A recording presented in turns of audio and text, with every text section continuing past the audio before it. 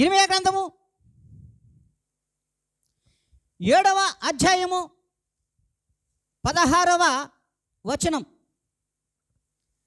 కాబట్టి నీవు ఈ జనము కొరకు ప్రార్థన చేయకుము, ఈ జనము కొరకు నీవు ప్రార్థన చేయకుము, వారి కొరకు మొరనైనను ప్రార్థనైనను చేయకుము, వారి కొరకు మొరపెట్టనైనను ప్రార్థననైనను చేయకుము.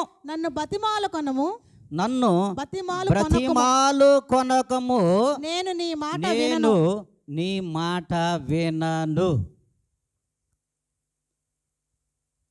అసలు దేవుడు మన ప్రార్థన వినాలి కదా. ఆలోచించండి, ఏమని చెప్పాడు?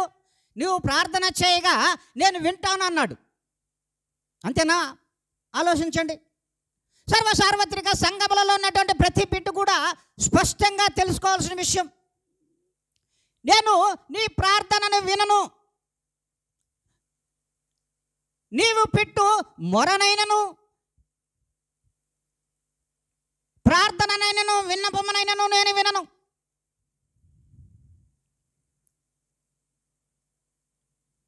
ఎందుకంటున్నాడు? ఆలోచించాలా వద్దా? ఆలోచించండి, మీరు ఆలోచించుకోండి. అసలు ఎందుకు ఈ మాట దేవుడు మనతో మాట్లాడుతున్నాడు?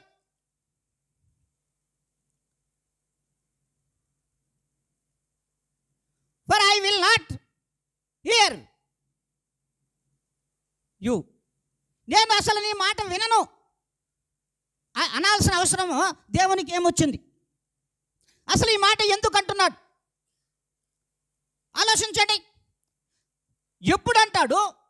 మరి దానికి కారణం ఏమిటి? ఇవి మనం తెలుసుకోవాల్సిన విషయాలు. అసలేంటి ఈ పాస్టర్ గారు మా ప్రార్థన వినను అంటున్నాడు, నీవు పెట్టి మొరను కూడా దేవుడు వినడు అంటున్నాడు, మరి ఇక ఏమి వింటాడు? ఆలోచించండి. నన్ను అసలు బ్రతిమాలుకోవాల్సిన అవసరం కూడా లేదు నీకు.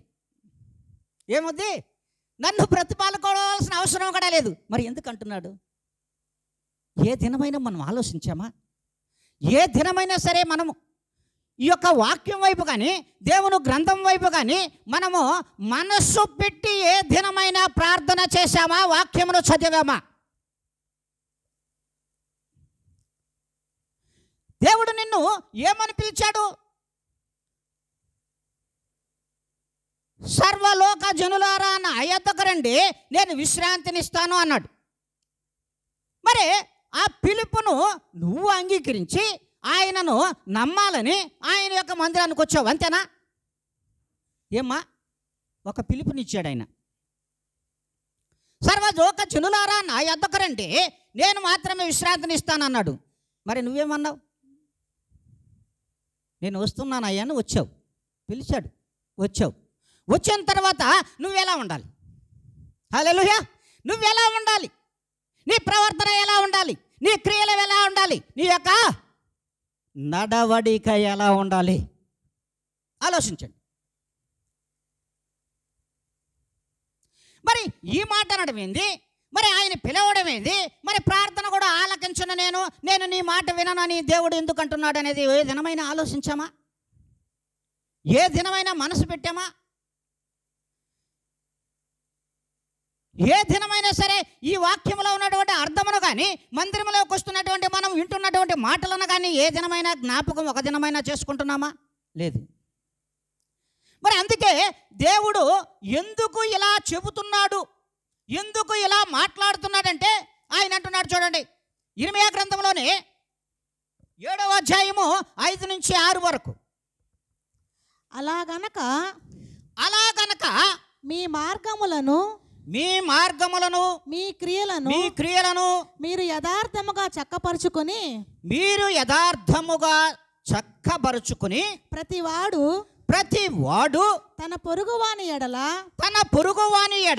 తప్పక న్యాయము జరిగించి పరదేశులను తండ్రి లేని వారిని విధవరాండ్రను బాధింపకయు ఈ చోట ఈ చోట నిర్దోషి రక్తము చిందింపకయు నిర్దోషి యొక్క రక్తము చిందింపకయు మీకు కీడు కలుగజేయు అన్య దేవతలను మీరు కీడు కలుగజేయు అన్య దేవతలను అనుసరింపకయు ఉండిన ఎడల.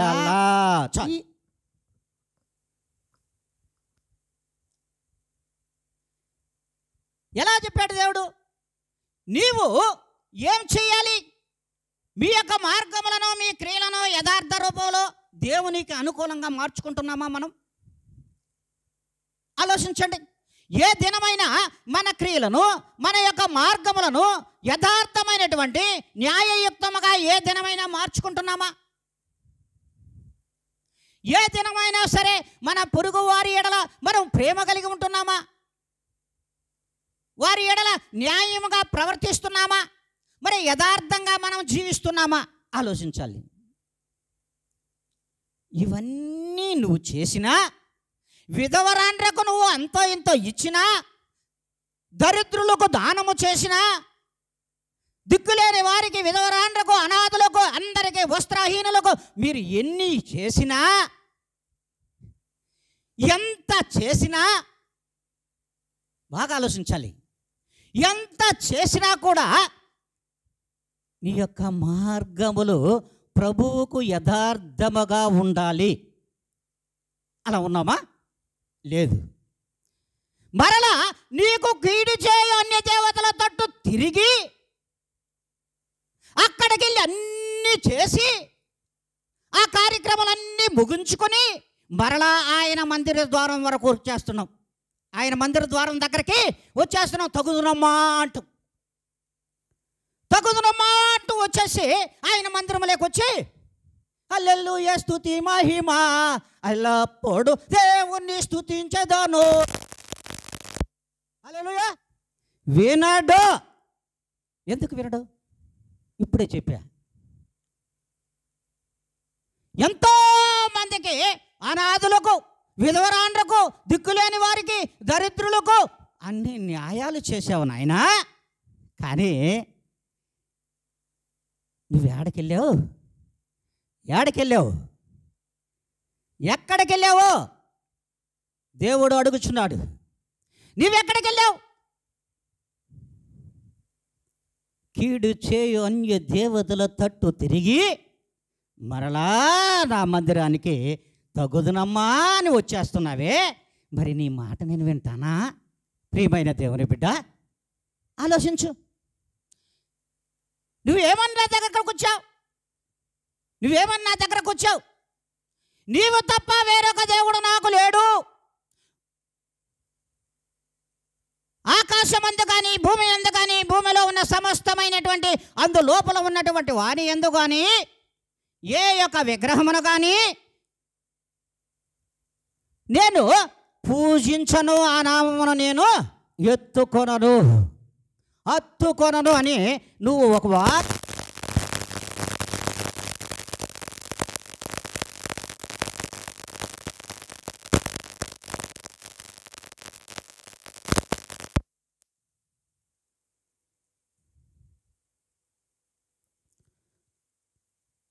మరి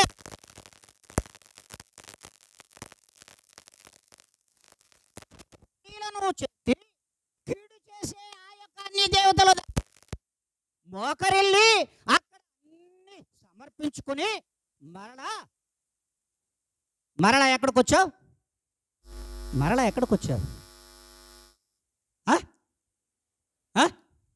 మరి నిన్నేమనాలి? నీకు బుద్ధి ఉందా? ఆలోచించు. దేవుడు అంటున్నాడు, నేను కాదు. దేవుడు అంటున్నాడు.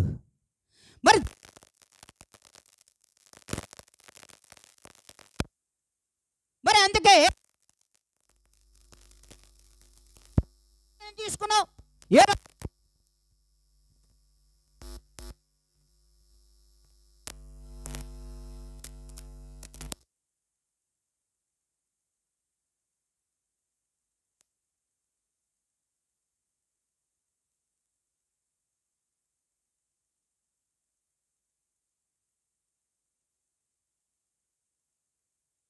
ఏమని నువ్వు ఆజ్ఞ తీసుకున్నావు? ఆలోచించండి. నిర్గమకాండము 20వ అధ్యాయము 4వ వచనము. పైన ఆకాశమందే కాని పైన ఆకాశమందే కానీ క్రింది భూమి ఎందే క్రింది భూమి ఎందే కానీ భూమి క్రింద నీళ్ల ఎందే కాని భూమి క్రింద నీళ్ళ ఎందే కానీ ఇండు దేని రూపమునైనను ఉండు దేని రూపమునైనను విగ్రహమునైనను నీవు చేసుకొనకూడదు. నేను చేసుకొనను. వాటికి సాగిలపడకూడదు. వాటికి నేను సాగిలపడను. వాటిని పూజింపకూడదు. వాటికి నేను పూజింపను. ఏలయనగా నీ దేవుడనైన యెహోవానగు నీ దేవుడనైనటువంటి యెహోవానైన నేను రోషము గల దేవుడను. నన్ను ద్వేషించు వారి విషయములో 3-4 తరముల వరకు తండ్రుల దోషమును కుమారుల మీదకును రప్పించుదును. నన్ను ప్రేమించు వారి నా ఆజ్ఞలు గైకొనే వారిని 1000 తరముల వరకు వర్ధిల్లింప చేస్తానన్నాడా? కరుణించి వాడనై ఉన్నాను. ఏమన్నాడు? కరుణించేవాడు 1000 తరముల వరకు. మరి నువ్వు ప్రియమైన దేవుని బిడ్డలారా, ప్రియమైన విశ్వాసులారా, ప్రతి బిడ్డ కూడా తెలుసుకోవాల్సిన విషయం, ఏమని వాగ్దానం చేసుకుని ఆయన దగ్గరకు వచ్చావు? ఏ సమర్పణ కలిగిన జీవితంతో ఆయన దగ్గరకు వచ్చావు? వచ్చిన నీ సమర్పణ కలిగిన జీవితం ఏది? నువ్వు తీసుకున్న ఆ యొక్క ఆజ్ఞ ఏది? ఆ యొక్క ఆజ్ఞ ప్రకారం నువ్వు నడుచుకుంటున్నావా? ఆ యొక్క ఆజ్ఞను ఏ దినమైనా నువ్వు అనుసరించుచున్నావా? ఒక స్థిరమైన నడక నీలో ఉందా? ఒక స్థిరమైనటువంటి ప్రవర్తన నీలో ఉందా? ఆలోచించండి. అద్భుతమైనటువంటి లేఖనములతో మనతో మాట్లాడుతున్నటువంటి దేవాది దేవునికి మనం ఈ రీతిగా ఉండకపోతే దేవుడు మన మాట వింటాడా? ఎందుకు వినన్నాడు? ఎందుకు విననంటున్నాడు? ఎక్కడికైతే పోవద్దన్నావో అక్కడికే పోతున్నావు. ఏ పని అయితే నువ్వు చేయొద్దన్నానో ఆ పనే చేస్తున్నావు. ఏ దోషం అయితే చేయొద్దన్నానో ఆ దోషాన్ని చేస్తున్నావు. ఏ పాపాన్ని అయితే విడిచిపెట్టమన్నానో ఆ పాపాన్ని మరలా నువ్వు చేస్తున్నావు. మరి చేసి మరలా ఎడకొస్తున్నావు. ప్రభుని యేసుక్రీస్తు యొక్క మందిరంలోనికి వస్తున్నావు. మరి నీ మాట వింటానా నేను? మరి నీ ప్రార్థన వింటానా నేను? నువ్వు మొరపెట్టి కన్నీటి ప్రార్థన చేసినా కూడా నేను వినను కదా. మరలా రేపేమి కీడు చేయాలో దాన్ని కూడా రాసుకొని వచ్చుకున్నావు కదా నువ్వా. హల్లెలూయా. మరి రేపు మందిరంలోకి వచ్చావు, సాగిలపడ్డావు, నీ యొక్క ప్రవర్తనని ఏదో నన్ను క్షమించన్నావు. మరలా రేపు చేయాల్సిన కార్యక్రమాలన్నీ కూడా రాసుకొని వచ్చావు. మరి నీ మాట, నీ ప్రార్థన, నీ ప్రవర్తన నేను ఎలా నీ మొర ఆలకించాలి? ఎందుకు వినాలి నీ మాట? దేవుడు అడుగుతున్నాడమ్మా. దేవుడు అడుగుతున్నాడు. ఇది నువ్వునా? మనం ఏ రీతిగా ఉన్నాం, ఎలా ఉన్నాం, ఏ రీతిగా మనం జీవిస్తున్నాం చూడండి. ఇర్మియా గ్రంథము 7వ అధ్యాయము 23వ లేఖనంలో స్పష్టంగానే దేవుడు మాట్లాడుతున్నాడు. ఏలయనగా నా మాటలు మీరు అంగీకరించిన ఎడల నేను మీకు దేవుడనై ఉందును. మీరు నాకు జనులై ఉందురు. మీకు క్షేమము కలుగునట్లు నేను మీకు ఆజ్ఞాపించుచున్నాను. మార్గమంతటి యందు మీరు నడుచుకొనిడి. ఏమిచ్చాడు? నా యొక్క విధులనిచ్చా, నా యొక్క ఆజ్ఞలనిచ్చా. అయితే ఈ యొక్క లోకంలో నేను తప్ప వేరొక దేవుడు లేడని కూడా మీకు చెప్పాను.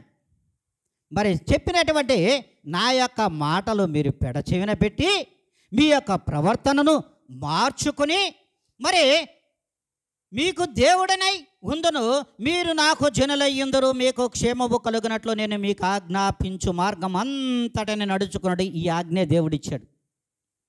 అక్కడ ఆజ్ఞతో నడిపిస్తే ఆయన మొట్టమొదటి నుంచి కూడా ఒకే ఆజ్ఞతో నడిపిస్తున్నాడు. నేను మీకు దేవుడనై ఉందును.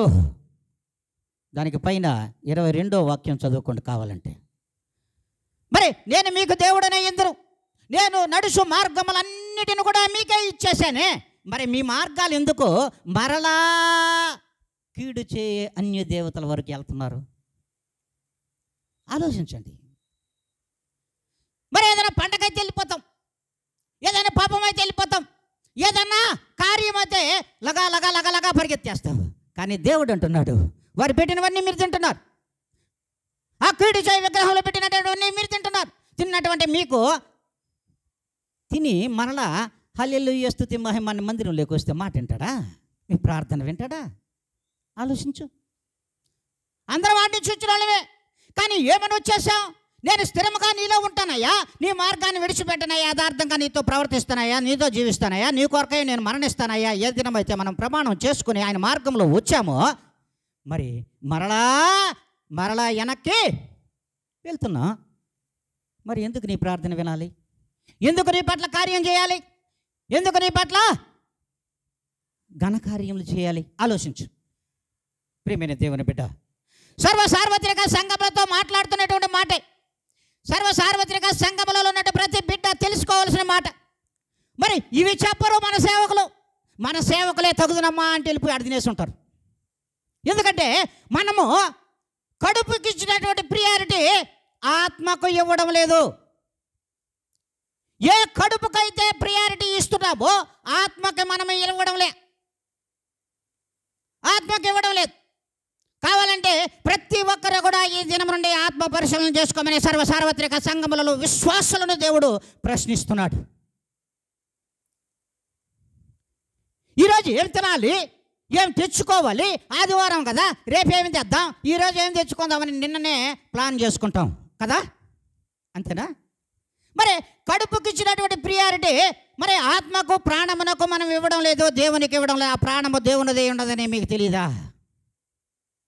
మీకు తెలియదా?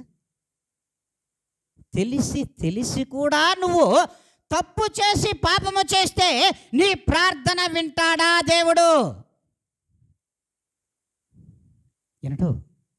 వినడు గాక వినడు. అందుకే దేవుడు స్పష్టంగా మాట్లాడుతున్నాడు. ఏంటంటే ఇది పరిశుద్ధాలయం. పరిశుద్ధాలయం లేకపోతే నా దేవుడు నా ముఖం చూస్తాడు, నా ముఖ దర్శనం ఆయన చేసుకుంటాడు, నా ప్రార్థన వింటాడని భ్రమపడిపోతున్నావేమో దేవుని బిడ్డ. నీ భ్రమ వ్యర్థమే.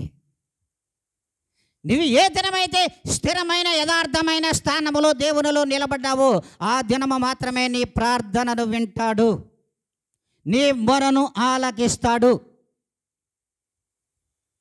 మరి అందుకే దేవుడు అంటున్నాడు, దేవుడు ఎక్కడ కూడా తప్పు మాట్లాడలేదు. పరిశుద్ధ లేఖనములలో మనమే తప్పుడోళ్ళం. వాక్యము తప్పు కాదు, మన యొక్క ప్రవర్తనే తప్పు దారులు మనము నడుస్తున్నాం. అందుకే దేవుడు స్పష్టంగా ఈ దినం మాట్లాడుతున్నాడు. చూడండి, ఇది పరిశుద్ధ మందిరం, పరిశుద్ధ మందిరం, పరిశుద్ధ మందిరం అని ఆయన మందిరంలోకి మనం వచ్చేస్తున్నాం కదా, కాదా? చెప్పండి. వస్తున్నాం. వచ్చిన మనము ఎంత నిబద్ధత కలిగి ఆయన వాక్యమును మనం వింటున్నాం. ఆలోచించండి. చూడండి, అందుకే చెప్తున్నాడు పరిశుద్ధ మందిరం, పరిశుద్ధ మందిరం అని అంటున్నాం కదా. 20 గ్రంథము 7వ అధ్యాయం 4వ లేఖనం చదువు.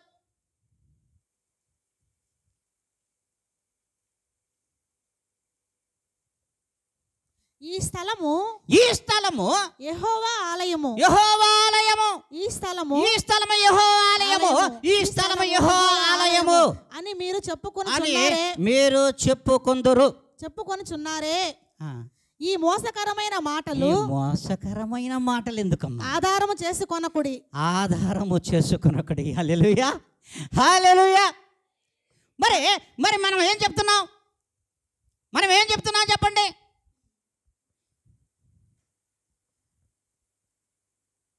ఇది దేవుని నివాస స్థలం, ఇది దేవుని నివాస స్థలం, ఇది దేవుని మందిరం అని నువ్వు చెప్పుకుంటున్నావే.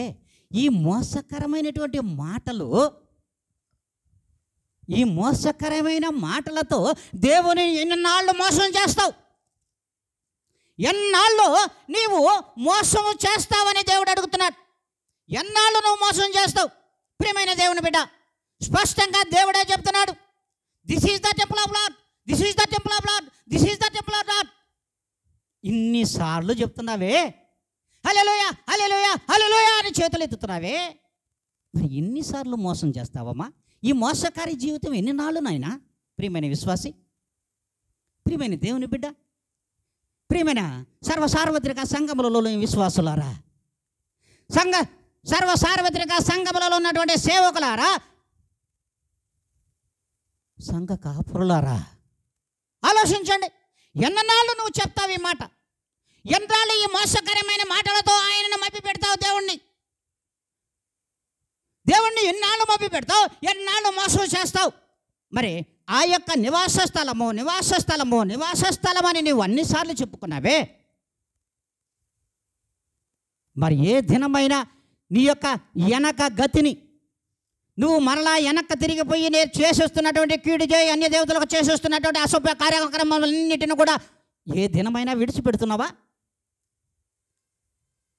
విడిచిపెట్టని నీ యొక్క ప్రార్థన నేను ఎందుకు వినాలి?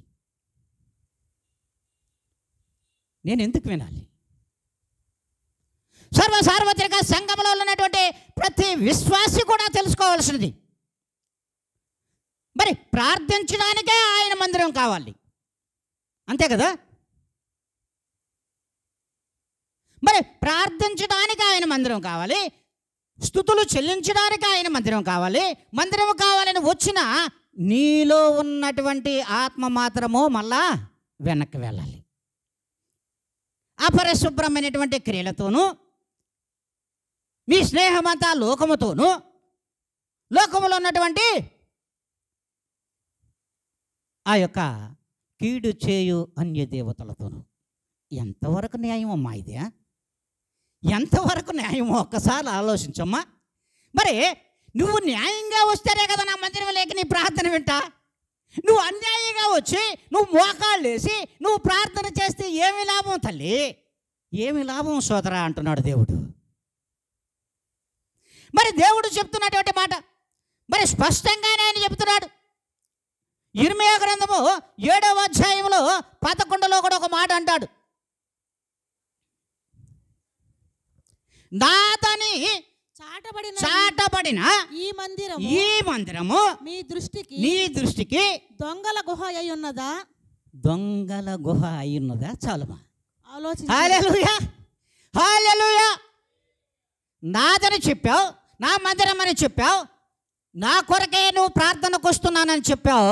కానీ నువ్వు చేసే మోసపు పనుల చేత నా మందిరము నీ దృష్టికి ఎలా కనబడుతుంది?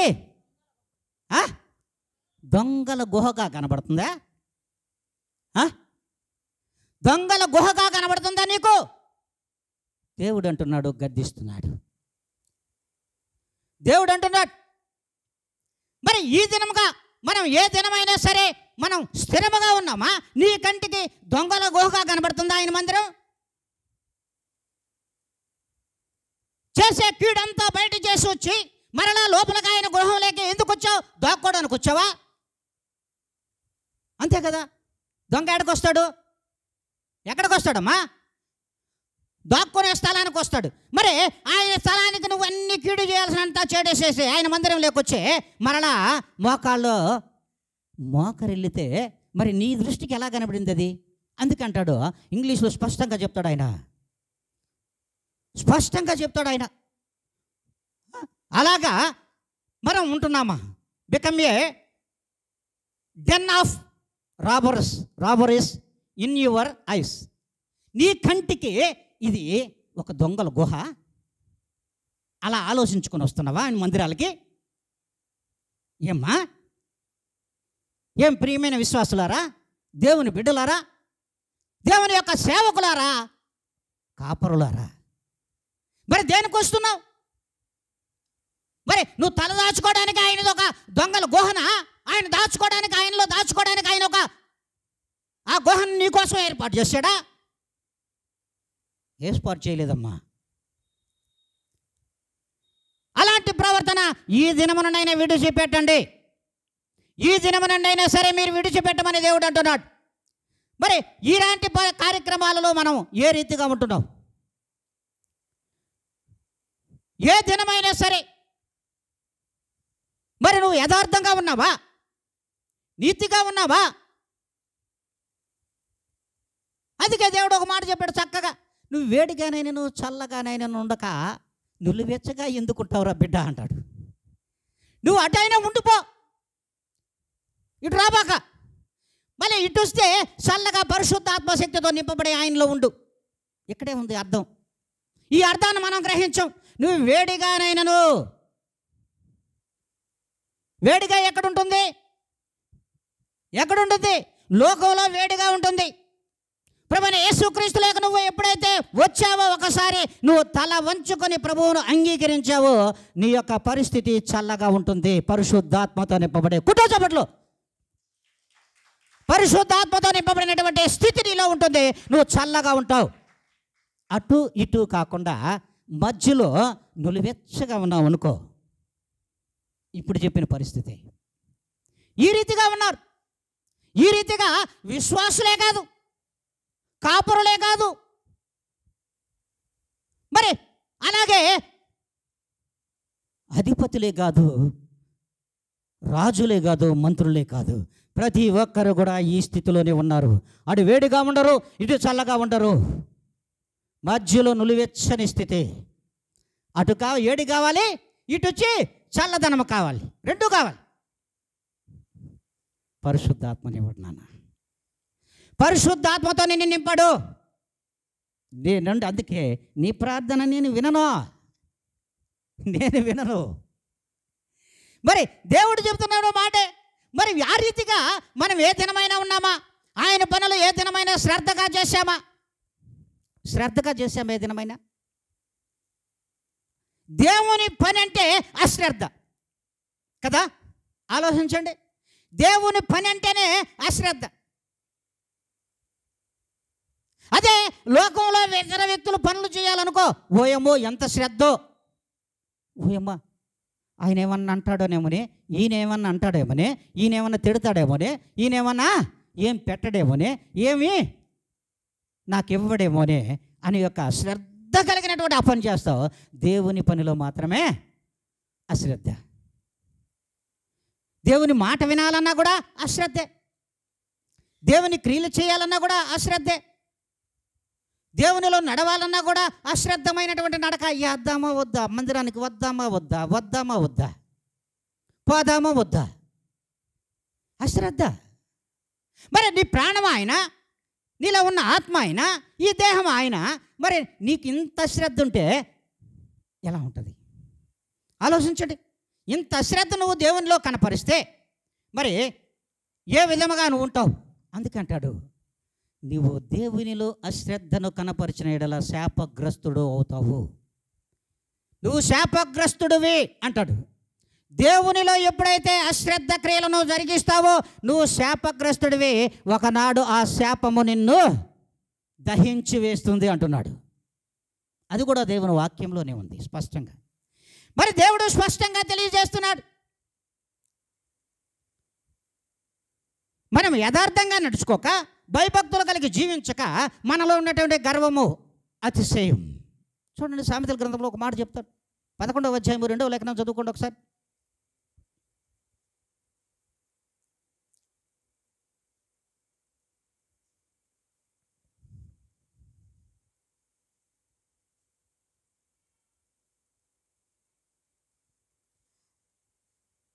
అహంకారము వెంబడి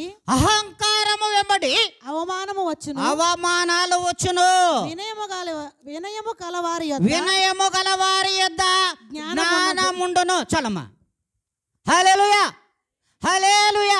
అహంకారముల వెంట ఏమొస్తాయి? అవమానాలు వస్తాయి.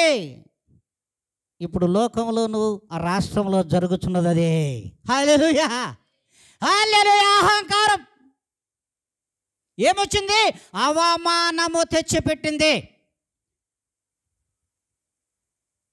అంతేనా? బాగా ఆలోచించుకోండి. పరిశుద్ధ లేఖనం అబద్ధం చెప్పదు. అందుకే నువ్వు దేవుని హృదయాన్ని గెలువు. ప్రియమైన విశ్వాసి, క్రైస్తవ సమాజంలోని ప్రతి విశ్వాసికి కూడా దేవుడు ఒకటే అంటున్నాడు, నువ్వు దేవుని హృదయాన్ని గెలువు, ప్రజల హృదయాలను గెలుస్తావు.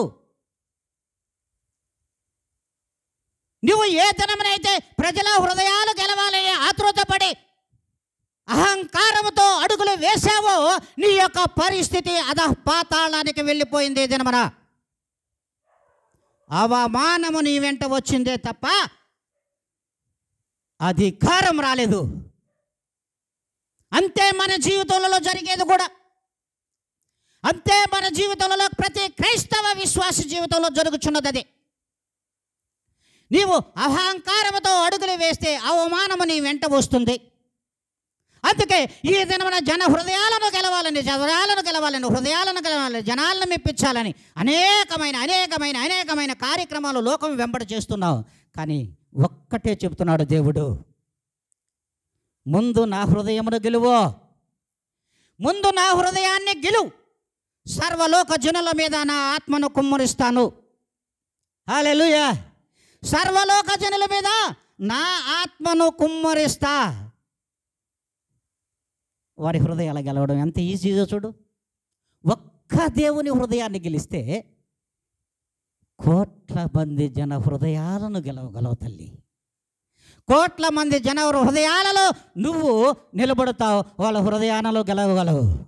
ఆ ఒక్క హృదయము ప్రభువైన యేసుక్రీస్తు వారిది. హల్లెలూయా. ఆ ఒక్క హృదయము ప్రభువైన యేసుక్రీస్తు వారిది. మరి దేవుడే స్పష్టంగా తెలియజేస్తున్నాడు, నా ప్రభు హృదయాన్ని ఏ దినమనైతే మెప్పించి గెలుస్తావో జన హృదయాలలో నిన్ను ఆ దేవుడు గెలిపించును గాక. హల్లెలూయా. మరి దేవుడు ఆ రీతిగా మాట్లాడుతున్నాడు. మరి ప్రభు హృదయాన్ని నీకు చోటు లేకపోతే జన హృదయాలలో చోటు ఎలా వస్తుంది? లోకంలో చోటు ఎలా వస్తుంది? ఆలోచించండి. చాలా మర్మం ఉంది ఇందులో, బాగా తెలుసుకోండి. ఎంత ధనవంతుడైనా, ఎంత కోటీశ్వరుడైనా, ఎవరు మంత్రులైనా, రాజులైనా, ముఖ్యమంత్రులైనా, ఎవరైనా సరే దేవుని హృదయాన్ని గెలవగలిగిన నాడు ప్రజల హృదయాలను గెలుస్తారు. మీకు చాలా అనుమానం ఉంది, అది కూడా వస్తుంది చెప్తా.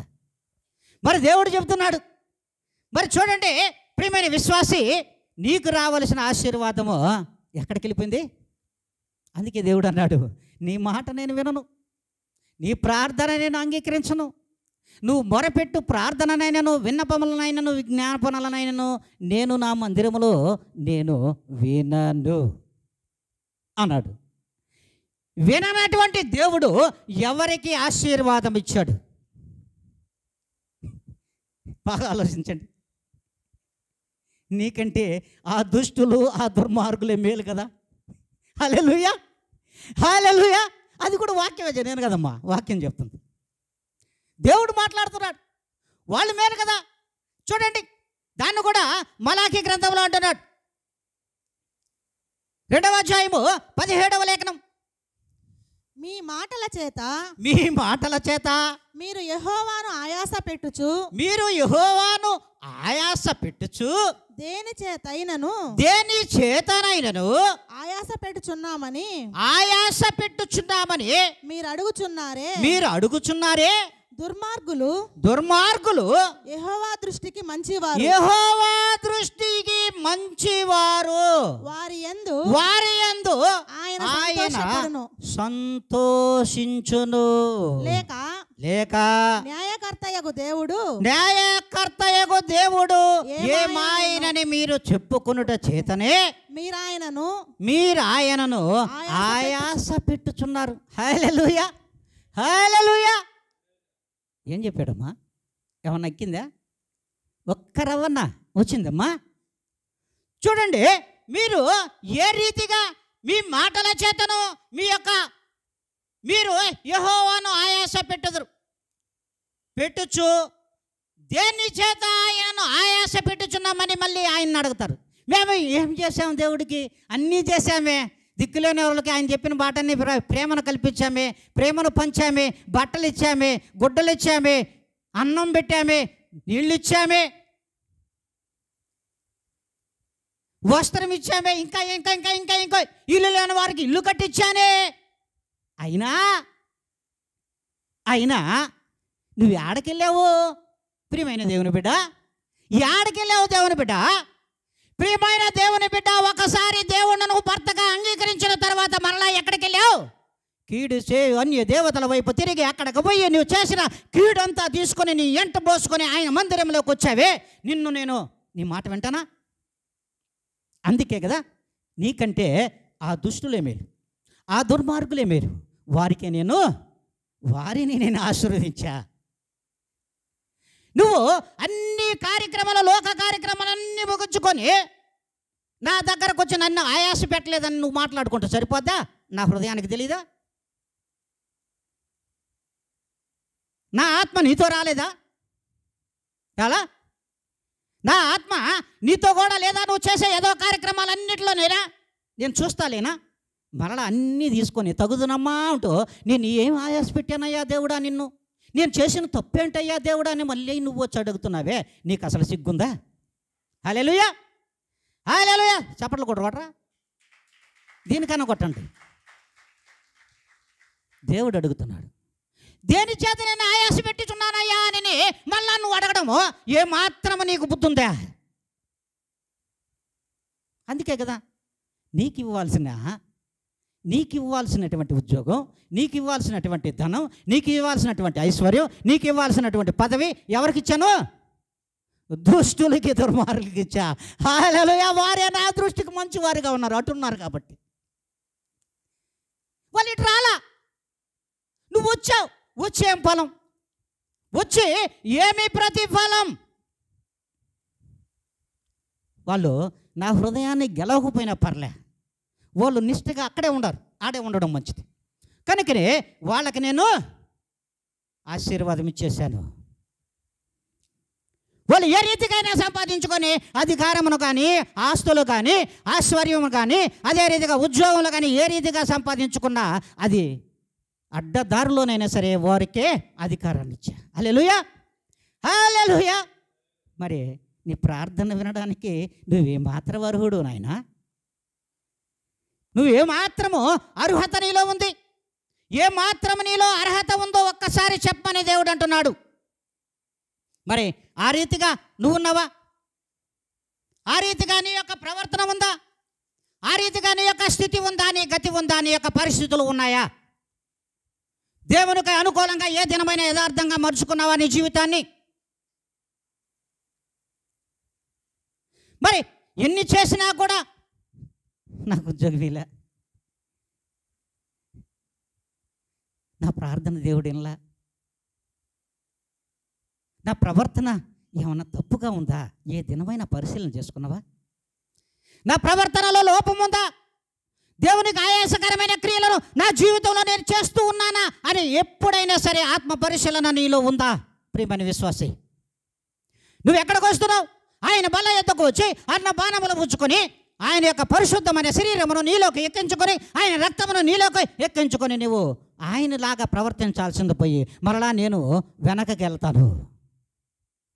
కుక్క వాంతికి తిరిగినట్లుగా నీ యొక్క ప్రవర్తన తీరు అలా ఉంటే నేను నీ ప్రార్థన ఎందుకు వినాలి? నేను నీ ప్రార్థన ఎందుకు వినాలి? ఆలోచించు బాగా. దేవుడు స్పష్టంగా చెప్తున్నాడు. అదే చెప్పే ఇందాక నేను ఇన్ని చేసి కూడా ఫ్రెష్గా ఎట్టొస్తాం? ఫ్రెష్గానే వస్తాం. ఎట్లా? మందిరంలోకి వస్తానే హల్లెలూయా స్తుతి మహిమ ఎల్లప్పుడూ దేవుణ్ణి స్తుతించెదము, హల్లెలూయా హల్లెలూయా. వింటాడా చెప్పండి అమ్మా. వింటాడన్న వాళ్ళు గట్టిగా చప్పట్లు కొట్టాలి.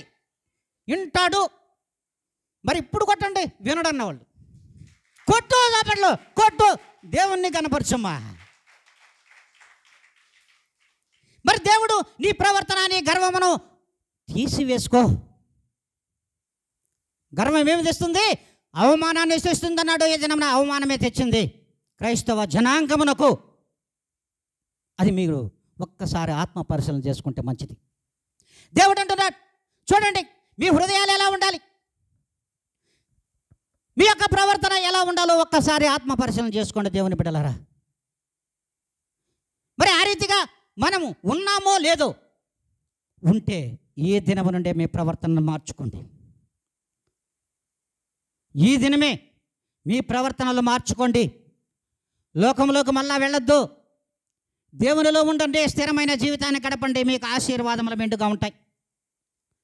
మీతో మీ మాటలు దేవుడు వింటాడు, తప్పక ఆచరిస్తాడు. ఆయన తప్పక మీ యొక్క కోరికలను తీర్చడానికి ఆయన రెడీగా ఉన్నాడు. ఆయన హృదయం మీలో ఉంది కనుక ఆయన ప్రాణం మీరై ఉన్నారమ్మా. వేరొకరు కాదు దేవునికి ప్రాణం. ఆయనకు ప్రాణం ఎవరో తెలుసా? ఆయన జనులు. ఆయన పరిశుద్ధాత్మతో నింపబడినటువంటి ప్రతి జనాంగం కూడా ఆయన ప్రాణమే. నా బిడ్డ నా ప్రాణం అంటావు కదా నువ్వు, అనవా? అమ్మా నా 2 బిడ్డలు నాకు ప్రాణం అమ్మా, 2 కళ్ళమ్మా అంటావే. మరి నిన్ను ప్రాణంగా ప్రేమిస్తున్నటువంటి ఆ దేవుడు మరి ఎంత బాధపడతాడమ్మా? ఆయాసకరమైన ప్రవర్తన తీసుకొని ఆయన మందిరంలోకి వచ్చి ఆయన ధ్యానించి ప్రార్థన చేసి ఆరాధన జరిపిస్తే కూడా ఏమి లాభమ్మా? ఎందుకు వింటాడమ్మా ఆయన? ఆలోచించండి. మరి దేవుడి దినమున మనం ఆయనతో మాట్లాడుతున్నటువంటి మాటలు, మరి దేవునికి నీ హృదయంలో నీ బ్రతుకులో ఆయనకు ఒక స్థానం ఇవ్వు. నువ్వేమంటున్నావు తెలుసా? నువ్వు లోకమంతా తిరిగి సంపాదించినా దేవుని లేకొచ్చి మరలా లోకంలోకి వెళ్ళిపోయి మరలా వచ్చి ప్రార్థన చేసుకుంటున్నావు. ఏమని? అయ్యా నేను చేసిన తప్పులన్నీ క్షమించయ్యా, నా బిడ్డలకు ఆస్తి సంపాదించుకోవడానికి బయటికి వెళ్ళానయ్యా, నేను చేసిన దుర్మార్గాలన్నీ నా బిడ్డల కొరకే కదయ్యా, నన్ను క్షమించయ్యా, నా తండ్రివి కదయ్యా నువ్వా. హల్లెలూయా, హల్లెలూయా. నువ్వు ఆస్తి సంపాదించావమ్మా, ఆస్తిని నీ బిడ్డలకు స్వాస్థ్యంగా ఇచ్చావమ్మా, ఆస్తిగా ఇచ్చావమ్మా. నువ్వు చేసిన పాపాలు కూడా వాళ్ళకి ఆస్తిగా ఇచ్చావమ్మా. నువ్వు చేసినటువంటి పాప దోషములు కూడా ఆ బిడ్డలకు స్వాస్థ్యంగా నువ్వు ఇచ్చావే. నీ బిడ్డలు ఎక్కడమ్మా స్థిరంగా ఉంటారమ్మా? ఆలోచించండి ప్రియమైన విశ్వాసి. ఎవరి కొరకైతే నువ్వు సంపాదించుకుంటున్నావో, ఎవరి కొరకైతే నువ్వు సంపాదిస్తున్నావో అది అంతా కూడా నీ బిడ్డల కొరకే కదా. మరి నీ బిడ్డలకు ఇస్తున్నటువంటి ఆస్తితో పాటుగా నీ పాపాలు, దోషాలు, నేరాలు, దుర్మార్గాలు ఇవన్నీ కూడా వాళ్ళకి మూట కట్టి ఆస్తిగా ఇస్తున్నావు, స్వాస్థ్యంగా ఇస్తున్నావు కదా. కాదని ఏ విశ్వాసైనా చెప్పగలడా? చెప్పలేడు, చెప్పలేడు. అందుకే దేవుడు మాట్లాడుతున్నటువంటి మాట,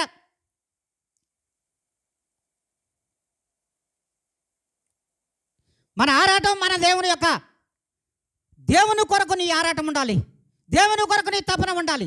దేవుడే నా ఆస్తి, నా ఐశ్వర్యం, నా ఆరాధన, నా ప్రేమ, నా స్వాస్థ్యం, నా ఆనందం, చివరికి నా ప్రాణం. నా దేవుడని ఏ దినమైతే అనుకుంటున్నావో ఆ దినమున నువ్వు స్థిరస్థాయిగా నువ్వు సచ్చినా కూడా జన హృదయాలలో నిలబడతావు. హల్లెలూయా, హల్లెలూయా. నువ్వు చచ్చిపోయినా కూడా జన హృదయాలలో దేవుడు నిలబెడతాడు తల్లి. ఆ రీతిగా మనం ఉన్నామా? విశ్వాసులు ఉన్నారా? ఆలోచించండి. ప్రియ విశ్వాసి, మీకు మాట్లాడుతున్నటువంటి దేవుడు మాటలు స్పష్టంగా అంటున్నాడు. అసలు నీ ఆస్తి ఎవరు? నీ అంతస్తు ఎవరు? నీ ఐశ్వర్యం ఎవరు? నీ ఆనందం ఎవరు? నీ ప్రేమ ఎవరు? నీ ప్రాణం ఎవరు? ఎవరయ్యా? ఎవరు? ప్రభువైన యేసుక్రీస్తు వారు. మరి ఆయనని విస్మరించి నీ ప్రవర్తనను నువ్వు మార్చుకుంటే ఏమి లాభం? వేస్ట్, వ్యర్థం. కనుకనే దేవుడు స్పష్టంగానే మాట్లాడుతున్నాడు. దేవుడు స్పష్టంగా మాట్లాడుతున్నాడు. ఎక్కడ కూడా తప్పు ఆయన మాట్లాడు. చూడండి, మలాకీ గ్రంథము 2వ అధ్యాయము 3లో స్పష్టంగా తెలియజేస్తున్నాడు. మిమ్మును బట్టి విత్తనములు చెరిపివేతును, మా విత్తనములు చెరిపివేతును, మీ ముఖముల మీద పేడ నేతును, పేడ వేస్తా. పండుగలలో మీరు అర్పించిన పశువుల పేడ వేతును, పశువుల పేడ నీ ముఖానే వేస్తా. పేడ ఊడ్చినట్లుగా ఊడ్చబడిన ఆ స్థలమునకు నిన్ను కూడా ఊడ్చేస్తా. హల్లెలూయా, హల్లెలూయా. ఎప్పుడైనా విన్నారమ్మా? ఎప్పుడైనా విన్నారా? లేదు, మన మందిరంలో కాదు, ఇంకెక్కడన్నా విన్నారా?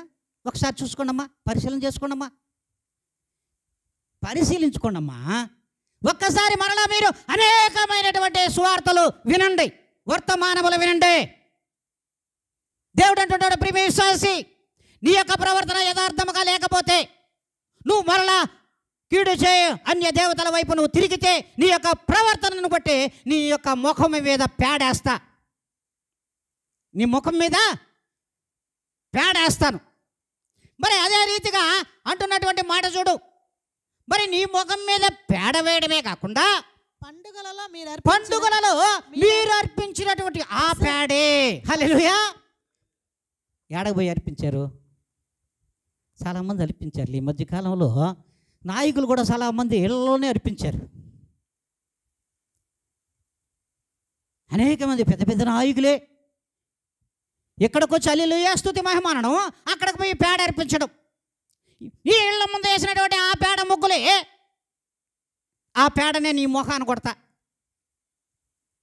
ముఖాన్ని కొట్టబడినటువంటి ఆ పేడే ఎక్కడైతే వాకిట్లో ఉందో దాన్ని ఎక్కడ కూడి చేస్తావు? జీవితకాలం ఉంచుకుంటావా? నీ ఇంట్లో వచ్చినటువంటిది నీ వాకిట్లో వేసినటువంటి ఆ పేడ ముక్కలు ఉంచుకుంటావా జీవితకాలం? నీ బ్రతుకు దినములనే ఉంటుందా? అది మరుసటి దినమున ఊడ్ చేస్తాడు. ఊడ్ చేసినటువంటి ఆ స్థలానికి నిన్ను కూడా ఊడ్ చేస్తా, ఆ పేడలోనే ఉంటావు. హల్లెలూయా, హల్లెలూయా. ఆ రీతిగా ఉంటుంది దేవుని యొక్క క్రియలు, ప్రతీకారము ఆ రీతిగా ఉంటుంది. ప్రియమైన విశ్వాసి, గుర్తెరుగు. ఈ దినము నుండి అయినా నువ్వు గుర్తెరుగు. నీ ప్రార్థన నేను వినాలి. నా యొక్క ప్రార్థన నా దేవుడు ఎందుకు విననంటున్నాడు? ఎందుకు విననంటున్నాడు? నేను మొరపెట్టుకుంటున్నా, కన్నీళ్ళు పెట్టుకుంటున్నా, నా ప్రార్థన ఎందుకు వినడం లేదు ప్రభువా? ఎందుకు వినడం లేదు? ఇందుకే వినడం లేదు. హల్లెలూయా, ఇందుకే వినడం లేదు. ఇందుకే వినడం లేదు. మనం ఏం చేస్తామో తెలుసా? ఇతరుల గృహాలు, అన్యుల గృహాలకు పోయినప్పుడు, అక్కో నేను వేస్తాలే ముగ్గు, నువ్వు, నేను పెడతాలే పేడ, నువ్వు. అసలు నీ ప్రవర్తన ఏంది? నువ్వు ఎక్కడికి వచ్చావు? నీవు తప్ప నాకు వేరొక దేవుడు లేడు అనే ఆజ్ఞతో వచ్చావు, మరలా పోయి ఆ పేడలో కూర్చుంటావు. రేపు పేడముండా, మరలా ఆ పేడలో కూర్చుంటావు. పేడ, మరి ఆ పేడలో మొహాన్ని కొట్టడా రేపు దేవుడు? ఆ పేడ నువ్వు అంటావు గొడవలు వచ్చినప్పుడు, నీ సిగ్గుబడా, నా పేడ నీళ్ళు నీ మొహాన్ని కొట్టంటారే. ఈ యొక్క తిట్లు కూడా మీవే, విశ్వాసులేనమ్మా. మీరు నవ్వుకున్నా పర్లే, మీరు బాధపడినా పర్లే. ఇదిగో ఈ పాస్టట, ఇదిగో ఆత్మదేవుడు చెప్పినటువంటి ఈ మాటలకు మీరు ఎంత సిగ్గుపడ్డా నాకు నష్టం లేదు, నా దేవునికి నష్టం లేదు. ఆయన చెప్పమన్నదే నేను చెబుతున్నా. ఆయన పరిశుద్ధ కారణంలో లేనిది ఏదైనా ఒకటి చూపించండి నేను చెప్పింది. ఇందాక చెప్పా సామెతల గ్రంథం 2వ అధ్యాయంలో ఏం చెప్పాను నేను? 11వ అధ్యాయంలో 2వ మాట ఏం చెప్పాను? నీ గర్వము నీకు అవమానమును తెచ్చును. నీ గర్వము ఎవరికి తెస్తుంది? నాకా? లేదు ఆయనకా? లేదు ఆమెకా? నీ గర్వము నీకే అవమానమును తెస్తుంది, వేరొకరు కాదు. నీ పేడ నీ ముఖానే కొడతాడు, వేరొకరు ముఖాన్ని కొట్టడు. నీ ఇంటి వాకిట వేయబడినటువంటి ఆ పేడ నీ ముఖాన్ని కొట్టబడుతుంది. అది ఓడవబడిన స్థలానికి నువ్వు కూడా ఓడ్చబడతావు. మరి ఆ స్థితి కావాలా నీకు? ఆ గతి కావాలా నీకు? ఆ ప్రవర్తన కావాలా మీకు? ఆలోచించండి. అలాంటి ఆశీర్వాదమే కావాలి సార్ మాకు అనుకుంటావా? అలాంటి ఆశీర్వాదం మాకు కావాలి సార్. పాస్టర్ గారు ఆ ఆశీర్వాదం చాలా బాగుంది. అయ్యయ్యో ముఖాన్ని కొడితే మేము తినొచ్చు కదా. హల్లెలూయా, హల్లెలూయా. అది ఎట్ట రుచి ఉంటుంది తెలియదు కదా. ఒక రవ్వ నోట్లో పడుతుంది, పెదాల మీద చప్పరొచ్చు. హల్లెలూయా. ఆ స్థితి వద్దు. ఒక్కసారి నువ్వు ఆయన పరిశుద్ధ ఆలయం, పరిశుద్ధ ఆలయం, పరిశుద్ధ ఆలయం అని ఏ దినమైతే ఆయన మందిరంలోనికి నువ్వు అడుగు పెట్టావో, నిజమైన దేవుడు నా ప్రభువైన యేసు క్రీస్తు అని నీ యొక్క ఆత్మను అర్పించుకున్నావో, ఆ దినము నుండి మరలా వెనకకు వెళ్ళకు. వెనకకి వెళ్ళి మరలా ఆయన మందిరంలోనికి వస్తే ఆయన నీ ప్రార్థనను వినడు. ఆయన నీ యొక్క ప్రార్థనను వినడు. అందుకే మన ప్రతి పనిలో కూడా గర్వం పనికిరాదు. నేను అన్నీ చేసేసాను, జనాలకి ఇంకే కుదువు లేదని ఏ గర్వంతో విర్రవేగావో అవమానంతో ఈరోజు తసికలు పడిపోయిన నాయకులు ఉన్నారు. మీకు తెలుసు, నేను చెప్పబడలేదు. మరి దేవుడు అంటున్నాడు, నా హృదయము నెరిగిన నా యేసయ్యా, నా గర్వమునచిన నా మెస్సయ్యా, నా హృదయము నెరిగిన నా యేసయ్యా, నా గర్వమునచిన నా యేసయ్యా, నా బ్రతుకును మార్చిన నా నజరేయుడా, నజరేయుడా నా యేసయ్యా, నజరేయుడా నా యేసయ్యా, స్తుతి పాత్రుడా నా మెస్సయ్యా, స్తుతి సింహాసనాసీనుడా, మా స్తుతులపైనే ఆసీనుడైన నజరేయుడా, స్తుతి సింహాసనాసీనుడా, మా స్తుతులపైనే ఆసీనుడైన నజరేయుడా, నజరేయుడా నా యేసయ్యా, స్తుతి పాత్రుడా నా మెస్సయ్యా, నజరేయుడా నా యేసయ్యా, స్తుతి పాత్రుడా నా మెస్సయ్యా, స్తుతి సింహాసనాసీనుడా, స్తుతి సింహాసనాసీనుడా, నా జీవము నెరిగిన నా యేసయ్యా, నా పాపము నణచిన నా మెస్సయ్యా, నా జీవము నెరిగిన నా యేసయ్యా, పాపము నణచిన నా మెస్సయ్యా, నా సిలువను మోసిన నజరేయుడా, నా సిలువను మోసిన నజరేయుడా, నజరేయుడా నా యేసయ్యా, స్తుతి పాత్రుడా నా మెస్సయ్యా, నజరేయుడా నా యేసయ్యా, స్తుతి పాత్రుడా నా మెస్సయ్యా, స్తుతి సింహాసనాసీనుడా, మా స్తుతులపైనే ఆసీనుడైన నజరేయుడా, నా హృదయము నెరిగిన నా యేసయ్యా, నా గర్వమునచిన నా మెస్సయ్యా, నా హృదయము నెరిగిన నా యేసయ్యా, గర్వమునచిన నా మెస్సయ్యా, నా బ్రతుకును మార్చిన నజరేయుడా, నజరేయుడా నా యేసయ్యా, నజరేయుడా నా యేసయ్యా, స్తుతి పాత్రుడా నా మెస్సయ్యా, స్తుతి సింహాసనాసీనుడా, స్తుతి సింహాసనాసీనుడా. హల్లెలూయా. ఆ స్తుతి సింహాసనాసీనుడైనటువంటి ఆ యొక్క స్థానాన్ని నీకు ఇవ్వడానికి దేవుడు రెడీగా ఉన్నాడు. మరి నువ్వు పొందుకోవడానికి రెడీగా ఉన్నావా ప్రియమైన దేవుని బిడ్డ? మరి నువ్వు పొందుకోవాలని ఆరాటము ఆశ నీకున్నట్లయితే, జన హృదయాలలో నాకు చోటు కావాలి, చోటు కావాలని ఏ దినమైనా నువ్వు అనుకున్నావే కానీ, నా ప్రభు యొక్క హృదయంలో నాకు చోటు ఉండాలని ఏ దినమైనా ఆశించావా ప్రియమైన దేవుని బిడ్డ? ఆలోచించండి. నేను అనేక దినములుగా ఆలోచిస్తున్నా ఒకే విషయమై. నాకు ఇచ్చిన అద్భుతమైనటువంటి దర్శనం ఒకటి ఉంది. కానీ నేను చెప్పదలుచుకోలే. కానీ ఆ దర్శనము రివర్స్ అయిపోయింది. ఎందుకు ఇలా అయింది అని ఎతికా బైబిల్ గ్రంథంలో. ఎతికి అసలు ఎక్కడ లోపం అంటే దేవుడు చూపించాడు. నీ ప్రార్థన నేను వినను, నీ మొర విన్నపములను ప్రార్థన నేను ఆలకించను. ఏమన్నాడు? ఆలకించను. మరి ఇంకేం ఆలకించాలి? ఎందుకు ఇలా? మరి నీకు కీడు చేస్తాయనే కదా ఆ దినం నా దగ్గరకు వచ్చావు.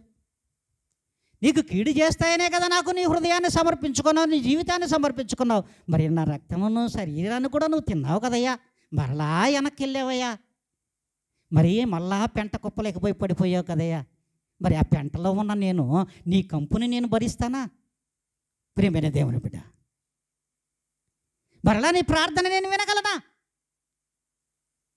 నేను పరిశుద్ధుడును కదా, పరిశుద్ధమైనటువంటి దేహముతోనూ ఆత్మతోనూ పరిశుద్ధమైనటువంటి పరిశుద్ధాత్మ శక్తితో కదా నువ్వు రావాల్సింది. ఎక్కడికి రావాల్సిన దగ్గరికి రాలేదుగా. అందుకే నీ ఆశీర్వాదమును దుష్టులకు దుర్మార్గులకు ఇచ్చేసా. ఆ రీతిగా ప్రతి విశ్వాసి ఆ రీతిగా ఉన్నాడేమో ఒకసారి జ్ఞాపకం చేసుకోండి. ప్రతి విశ్వాసి కూడా ఆ రీతిగా మన జీవితాలు ఉన్నాయేమో ఒకసారి వెనుకొక తిరిగి జ్ఞాపకం చేసుకోండి. దేవుడు అంటున్నాడు, చూడండి, మరలా నీకు నేను ఇస్తా, మరలా నీకు ఇస్తా. ఒకనాడు జైలులో ఉన్నటువంటి యోసేపును తీసుకుపోయి సింహాసన ఆసీనుడిని చేయలేదా? ఉంగరము తొడగలేదా? కొత్త బట్టలు నార బట్టలు ధరింప చేయలేదా? రథమును ఎక్కించి అందరి దగ్గర జయజయలు కుట్టించలేదా? హల్లెలూయా! ఆ దినము చేసిన ఆశీర్వాదమును నువ్వెందుకు కాపాడుకోలేదు? ఆ దినము నీకు ఇచ్చినటువంటి ఆశీర్వాదం ఏమైపోయింది? గర్వించావు. జన హృదయాలలో నాకు చోటుంటే చాలు అనుకున్నావు. మరి యేసేపు అలా అనుకోలేదు. దేవునికి అత్యంత ప్రియుడిగానే ఉన్నాడు. అత్యంతమైనటువంటి ఆయన యొక్క దయాహస్తముల క్రింద మాత్రమే అన్నాడు, దేవుడుంటే చాలు, మీరెవరు అవసరం లేదు. దేవుడు నాకుంటే చాలు, జనాలు నాకు అవసరం లేదు. దేవుడు హృదయంలో నాకు స్థానం అంటే జన హృదయాలలో ఎల్లప్పుడూ స్థానం ఉంటుందన్నాడు. మరి ఈ దినము కూడా మరలా తిరిగి నీకు ఇవ్వడానికి రెడీగా ఉన్నాడు.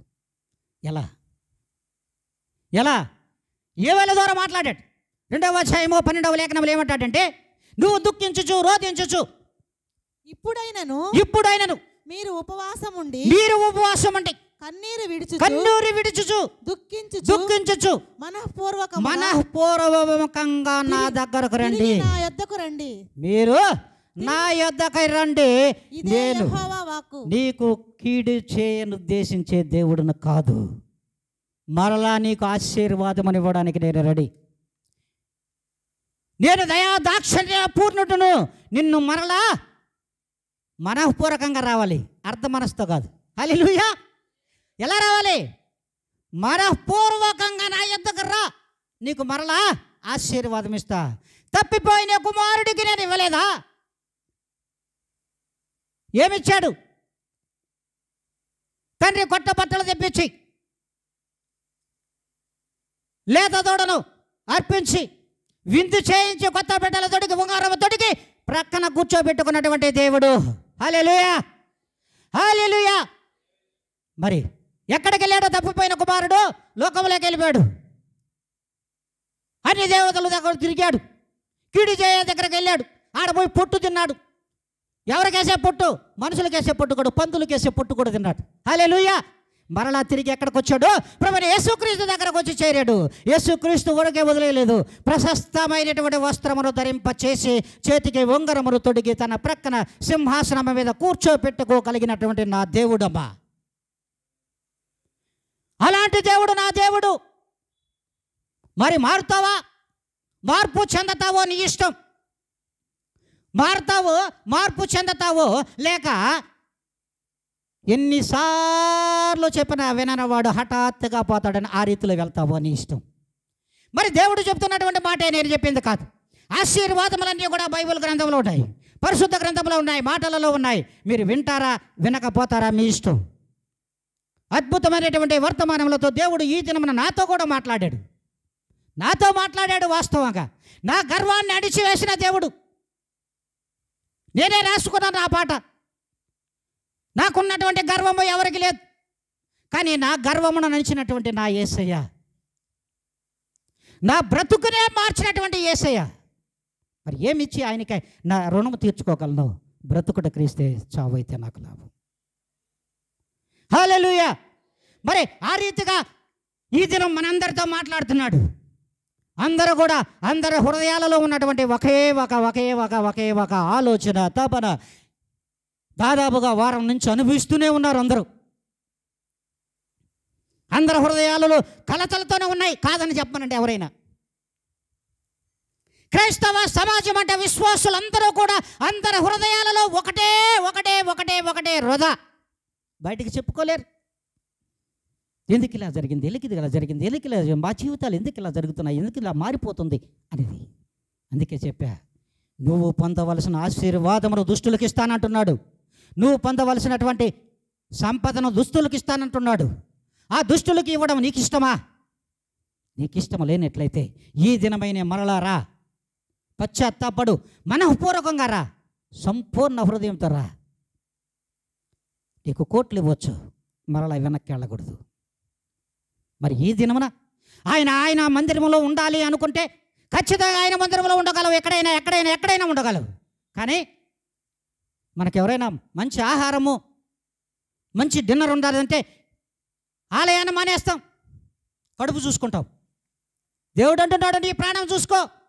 నీకు ప్రాణం ఉంటేనే కదా నీ కడుపు సంగతి చూసుకుంటావు నువ్వు కదా. ఏమ్మా, ప్రాణం ఉంటే కదా కడుపు చూసుకుంటావు. ప్రాణమే లేకపోతే ఏంటమ్మా? ఎవరు సమాధానం చెప్పరు. అందుకే దేవుడు అంటున్నాడు, సార్వత్రిక సంఘములలోని క్రైస్తవ జనాంగమా, మరి ముఖ్యంగా సేవకులారా, సంఘ కాపరులారా, వీరందరికీ నేనంటే కోపమే. వీరందరికీ నేనంటే కోపం ఉంటుంది. ఖచ్చితంగా నా దేవునికి తప్ప నేను ఎవరికి భయపడను. నా దేవునికి తప్ప నేను ఎవరికి భయపడాల్సిన అవసరం కూడా నాకు లేదు. అందుకే అంటున్నాడు, సేవకులారా, సంఘ కాపురులారా, విశ్వాసులారా, అధిపతులారా, నాయకులారా, పరిపాలకులారా, రాజ్యదక్షులారా, ప్రధానమంత్రులారా, ముఖ్యమంత్రులారా, మీరందరూ కూడా మీ హృదయాలు మార్చుకోండి. జన హృదయాలలో చోట్లు అవసరం లేదమ్మా, దేవుని హృదయంలో అంత చోటు సంపాదించుకో. స్థిరముగా నిన్ను జన హృదయాలలో నిలబెట్టగలిగిన నా దేవుడు, ఆయన పరిశుద్ధుడు. మీరును పరిశుద్ధులైండుడి. ఏమి కోల్పోతున్నావో నీకు తెలియదు. ప్రభువుకు తెలుసు. ప్రభువుకు స్పష్టంగా తెలుసు నువ్వు కోల్పోయేది. అందుకే ఆయన విన్నాడు, ఆయనే ఉన్నాడు నీ పక్కన. ఆయన విన్నాడు, నీ పక్కన ఉన్నాడు. ఇది గ్రహిస్తామా? అసలు మీ పక్కన ఉన్నాడనే విషయం అన్న ఆలోచనలో ఉన్నారు మీరు? ఆయన మీలో ఉన్నాడు, ఆయన వింటున్నాడు, మరి ఆయన ఆలకిస్తున్నాడు. వింటున్న ఆయన నీ మనవకి కావలసినటువంటి ఆశీర్వాదమును కూడా ఆయన ఇస్తున్నాడు. హల్లెలూయా. ఇది నిశ్చయముగా, యథార్థముగా, సత్యముగా ప్రతి విశ్వాసి పక్షముగా జరుగునుగాక. ఆమేన్. హల్లెలూయా. మరి అందరం లేచిన